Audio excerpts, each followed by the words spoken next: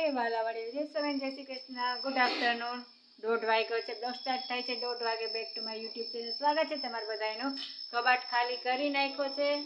અને સામાનનો કબાટનો વયો ગયો છે બધો ખાલી કરી નાખ્યો છે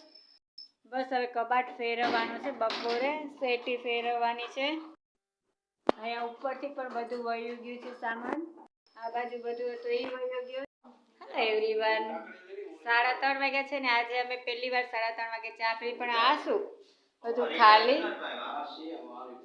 તો સામાન અમારો ફરી ગયો છે એ સેટી હતી ફરી ગઈ છે કબાટ હતો એ વયો ગયો છે અહીંયા બધું ખાલી થઈ ગયું છે બસ હવે રસોડાનો છે એ કા રાતે કા કાલે ફેરવવાનો છે રસોડાનો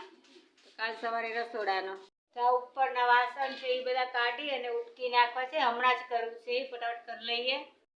એવરીવન 3:30 વાગ્યા છે ચા પીવાઈ ગઈ છે અને અડધાથી પોણા ભાગનો સામાન ફરી ગયો છે બસ કિચનનો છે તો કાલે સવારે નાસ્તા પાણી કરીને કિચનનો સામાન પણ ફેરવી નાખવા છે પછી બપોરે આ બધું સાફ કરીને ધોઈ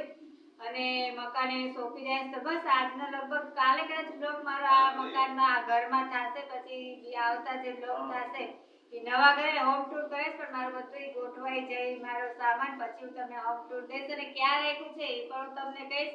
પણ પછી તો બસ અત્યારે થોડું ઘણું કામ છે જયમાં છે એના વાસણ બાકી છે તો થોડા ટેરી ઉટકી લઉં અને આ છે મમ્મી મને બહુ યાદ આવે છે મારી ફ્રેન્ડ્સ ને બધા મને બહુ જ યાદ આવે છે અત્યારે ઘડી પહેલા મારાથી રોવાઈ ગયું હતું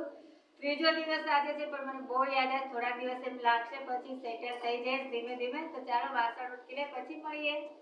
મમ્મી સપ્પા થાકી ગયા શું ખરીદી કરી એવા કે સાબુ ફિનાઇલ એસિડ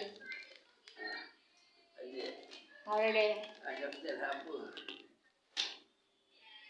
ડોક્ટર છે તો પેલા લીલો આવતો ને ઠીક હા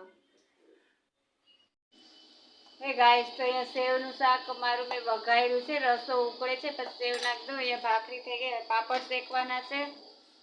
હેલો એવરીવન 8:30 વાગ્યા છે રસોઈ મારી તૈયાર જ છે બસ શાક ઉકળે એટલે જમવા બેસી ગયો થાકી બહુ જ ગઈ છું